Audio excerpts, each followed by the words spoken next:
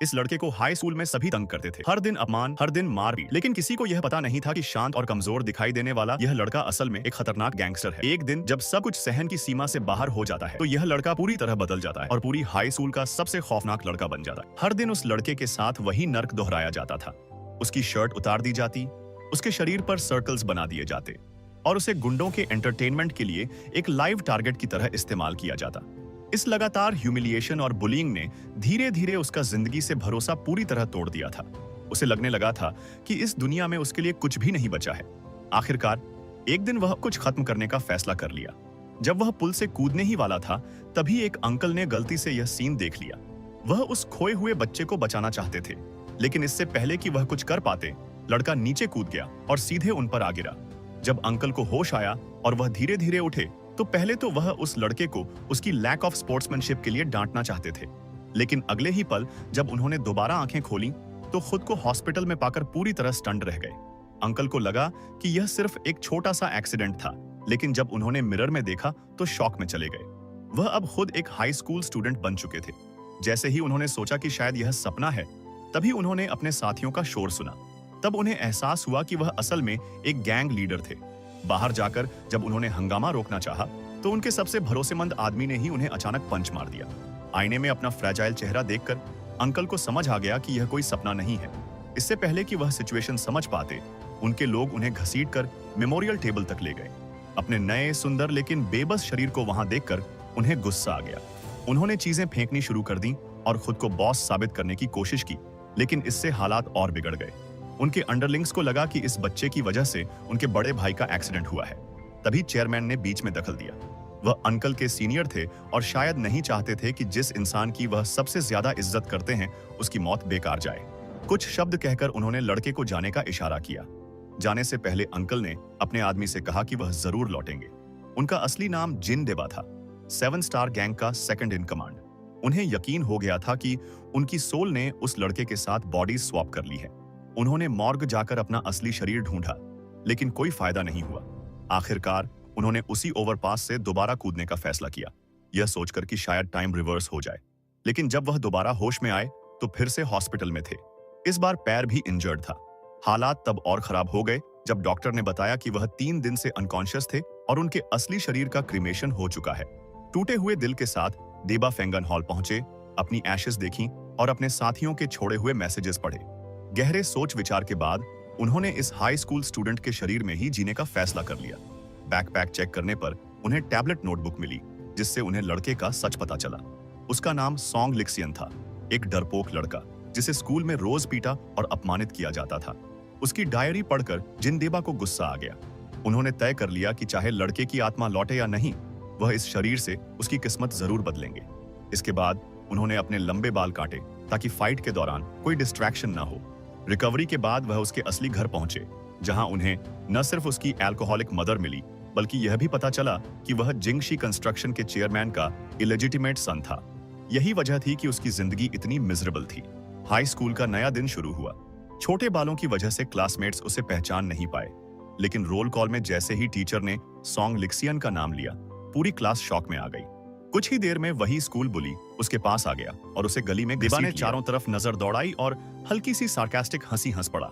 उसने cool tone में कहा, अगर मारना ही है तो जल्दी खत्म करो, मेरी क्लास डिस्टर्ब नहीं होनी चाहिए। लेकिन रियलिटी ये थी कि डीबा की सोल तो एक एक्सपीरियंस्ड गैंगस्टर की थी, मगर बॉडी अभी भी एक वीक हाई स्कूल स्टूडेंट की थी। जैसे ही पहला पंच पड़ा, उसका बैलेंस बिगड़ गया। मसल्स में स्ट्रेंथ नहीं थी, रिफ्लेक्सेस भी स्लो थे।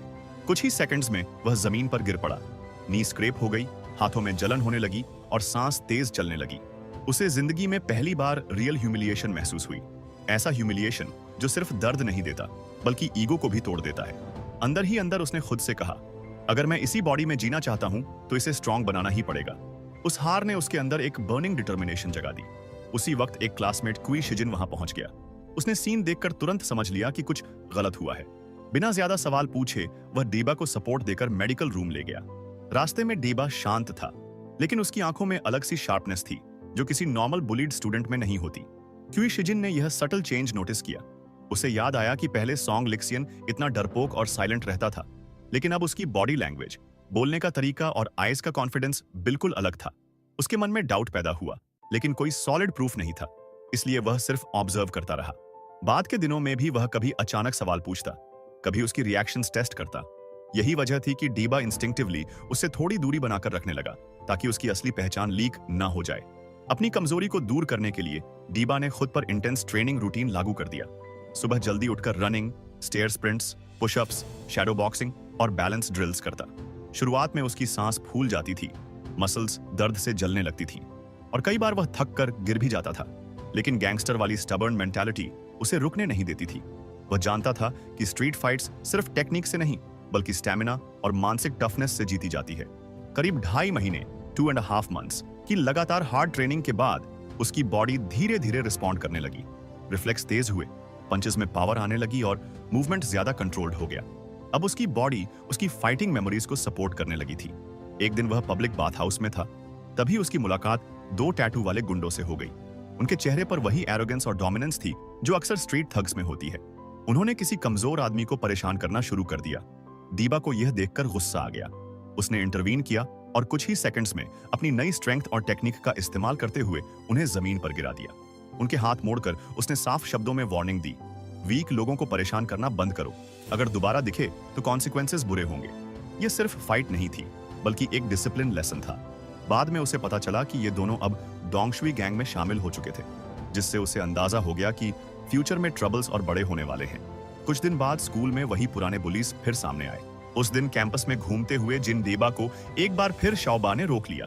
अब जब ये लोग नए बने डोंगशुई गैंग में शामिल हो चुके थे, तो उन्हें इस बात की बिल्कुल परवाह नहीं थी कि सोंग लिक्सियन अभी भी एक हाई स्कूल स्टूडेंट है। मजाक उड़ाने के लिए उन्होंने डेबा को एक वीडियो दिखाया, जिसमें सोंग लिक्सियन को गालियां दी जा रही थीं और उसे बेरहमी से बुली किया जा रहा था। लेकिन वह बुलिंग वीडियो देखते ही डेबा ने अचानक सिर झुका लिया। अगले ही पल उसका दबा हुआ गुस्सा पूरी तरह फूट पड़ा। इस बार उसने तय कर लिया कि अब इन्हें छोड़ना नहीं है। डीबा ने सबसे पहले शाओबा को जोरदार लात मारी, फिर पास आए सुनहरे बालों वाले लड़के को जोर से थप्पड़ जड़ दिया। इसके बाद उसने लाइटनिंग स्पीड में बाएं मुक्के और दाएं हुक से बाकी लोगों को एक एक करके जमीन पर गिरा दिया। इस दौरान की गई उसकी ट्रेनिंग सच में काम आ रही थी। जब उसने शाओबा के लीडर को एक नुकीली लकड़ी की छड़ी उठाते देखा, तो उसे पुराने दिन याद आ गए, जब वह ऐसे ही लोगों को डिसिप्लिन में रखने के लिए इस्तेमाल करता था। डीबा को एहसास हुआ कि चाहे जगह बदले, उम्र बदले, लेकिन छोटी लड़ाइयां आखिर में छोटी लड़ाइयां ही होती हैं। इसी फाइट के दौरान होमरूम टीचर और क्लास मॉनिटर क्वी शिजिन ने पूरा सीन देख लिया। अब सोंग लिक्सियन को इस तरह देखकर क्वी शिजिन के दिमाग में पुराने सीन्स घूमने लगे। उसे यकीन नहीं हो रहा था कि कोई इंसान इतने कम समय में इतना बदल सकता है। हालांकि टीचर को पता था कि सोंग लिक्सियन को पहले बुली किया जाता था, इसलिए उन्होंने यह मान लिया कि यह उसका लंबे समय से दबा हुआ गुस्सा था। टीचर ने न सिर्फ उसे ब्लेम नहीं किया, बल्कि उसे समझाया कि बिना सोचे समझे एक्सट्रीम कदम न उठाए।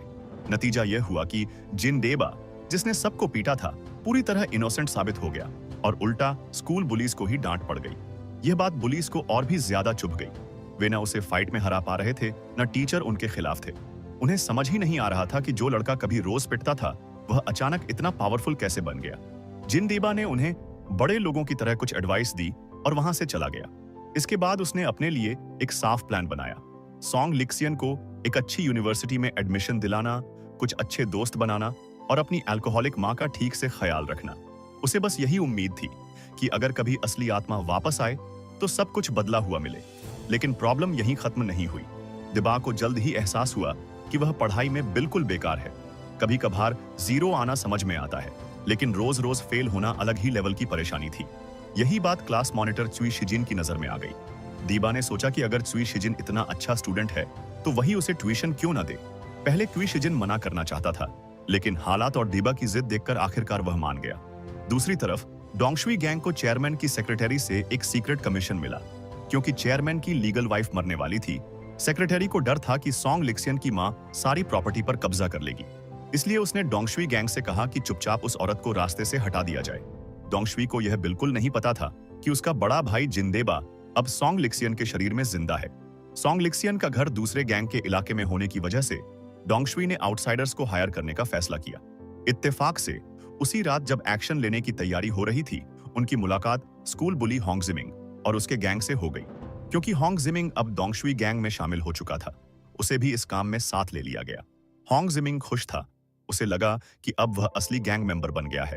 उसे जरा भी अंदाजा नहीं था कि वह सीधे अपने वर्स्ट नाइटमेयर की ओर बढ़ रहा है। उसी रात डीबा और उसका क्लासमेट ट्यूशन से लौट रहे थे। तभी उन्होंने देखा कि कई मास्क्ड लोग सॉन्ग लिक्सन की मां को जबरदस्ती किडनैप कर रहे हैं। बिना एक सेकंड सोचे जिन डेबा दौड़ पड़ा। उसकी आंखों में वही पुराना गैंगस्टर वाला लुक वापस आ चुका था। उसने चिल्लाकर कहा, डोंट वरी, डोर बंद कर दो। और उसी पल सिचुएशन पूरी तरह बदलने वाली थी। बाहर चल रही फाइट को देखकर होंग जानमिंग के मन में मिक्स इमोशंस भर जाते हैं। कुछ समय पहले तक वही लड़का सॉन्ग लिशियन की पिटाई कर रहा था, लेकिन थोड़ी देर सोचने के बाद वह किडनैपिंग मिशन छोड़ने का फैसला कर लेता है। दूसरी तरफ एक गैंगस्टर बॉस जो दूसरे शरीर में रिबॉर्न हुआ है, जिन देबा, पहले अकेले 10 लोगों से आराम से लड़ सकता था, लेकिन इस बार का बॉडी बहुत वीक है। वह स्कूल बुलीज को तो संभाल सकता है, लेकिन रियल गैंग मेंबर्स का सामना करने के लिए अभी भी स्ट्रॉन्ग इनफ नहीं है। इसी बीच यह भी नहीं भूलना चाहिए कि एकेडमिक जीनियस चॉय सेजिन उस समय जमीन पर बेइज्जत किया जा रहा था। दिबत तुरंत आगे बढ़ता है ताकि उसे किसी तरह बाहर निकाल सके, लेकिन अगले ही पल वह खुद गुंडों से घिर जाता है। किस्मत से बिल्कुल सही समय पर अलार्म बज जाता है, जिससे सभी लोग पीछे हटने पर मजबूर हो जाते हैं। हालांकि सॉन्ग रीह्यून की मां अभी भी अनकॉन्शियस थी, लेकिन कम से कम वह अब डेंजर से बाहर थी। इसके बाद पुलिस मौके पर पहुंचती है और किम डेबा से थोड़ी पूछताछ करती है। बाद में पता चलता है कि पुलिस इसलिए आई थी क्योंकि पास के किसी व्यक्ति ने फाइट देख ली थी और तुरंत कॉल कर दिया था। दीबा जल्दी ही अंदाजा लगा लेता है कि सॉन्ग रीह्यून की मां को किडनैप कराने के पीछे शायद चेयरमैन की सेक्रेटरी ली वेजिन ही थी, क्योंकि मोटिव और पावर सिर्फ उसी के पास थी। किसी भी हाल में चेयरमैन के इलेजिटिमेट सन के तौर पर सॉन्ग रीह्यून की आइडेंटिटी का बाहर आना आसान नहीं था। इसलिए डीबा पुलिस को यह कहकर मामला खत्म कर देता है कि यह सिर्फ पार्किंग को लेकर हुआ झगड़ा था और केस विथड्रॉ करवा देता है, क्योंकि इस बार वह सब कुछ अपने तरीके से हैंडल करना चाहता था। दूसरी तरफ किडनैपिंग मिशन फेल होने के बाद सेक्रेटरी ली वाइजिन, डोंगशुई और बाकी लोगों पर बुरी तरह भड़क जाती है। उसे डर था कि अगर पुलिस ने इन्वेस्टिगेशन शुरू कर दी तो मामला सीधे चेयरमैन के स्कैंडल तक पहुंच सकता है। इसी वजह से वह डोंगशुई गैंग के लीडर डोंगशुई को साफ शब्दों में कहती है कि चाहे जो भी हो, इस इश्यू को हर हाल में सप्रेस किया जाए। इसी दौरान जब डोंगशुई गैंग सॉन्ग लिक्सियन को टारगेट करने की प्लानिंग कर रहा था, रीबॉर्न हुए जिन देबा ने भी उनसे डील करने की तैयारी शुरू कर दी। हालांकि उसे यह अंदाजा था कि इसके पीछे ली वे जिन का हाथ है, लेकिन उसे यह नहीं पता था कि एग्जैक्ट कौन कौन से लोग इन्वॉल्व्ड हैं। फिर भी उसे पूरा यकीन था कि अगर एक बार किडनैपिंग हो चुकी है तो दूसरी बार की कोशिश जरूर होगी।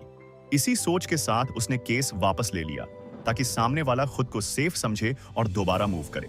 अच्छी बात यह थी कि फिलहाल सॉन्ग लिक्सियन की मां स्पेशल प्रोटेक्शन में थी। अब देबा को बस एक एग्जाम्पल सेट करना था ताकि दुश्मन हमेशा के लिए पीछे हट जाए। इसी समय होंग जानमिन, जिसने पहले अपने बड़े भाई को धोखा दिया था, आखिरकार सॉन्ग लिक्सियन तक पहुंच ही जाता है। हालांकि स्कूल में उनके बीच कभी ज्यादा नहीं बनी, लेकिन वह सिर्फ माइनर क्लैशेस थी। किडनैपिंग में शामिल होना एक सीरियस क्राइम था। भले ही डोंगशुई गैंग हर जगह होंग जानमिन को ढूंढ रही थी, फिर भी उसने पहले सॉन्ग लिक्सियन और बाकी लोगों के रिएक्शंस ऑब्जर्व करने का फैसला किया। उसे लगा कि सॉन्ग लिक्सियन को उसके पास्ट इन्वॉल्वमेंट के बारे में कुछ पता नहीं है, लेकिन भागते समय क्यूशी ने उसका चेहरा साफ देख लिया। हालांकि क्यूशी ने सॉन्ग लिक्सियन के सामने कुछ नहीं कहा, लेकिन उसने अकेले में होंग जानमिन से सिचुएशन को लेकर सवाल किए। अभी तक अरेस्ट नहीं हुआ है, कोई बात नहीं, जब तक रिजल्ट सही है प्रोसेस कौन देखता है ना। इसके बाद सवाल उठा कि ये लोग आखिर मिलते कहां हैं। जवाब गोलमोल था, किसी खास एथनिसिटी से जुड़े लोग। ज्यादा जानकारी किसी को नहीं थी।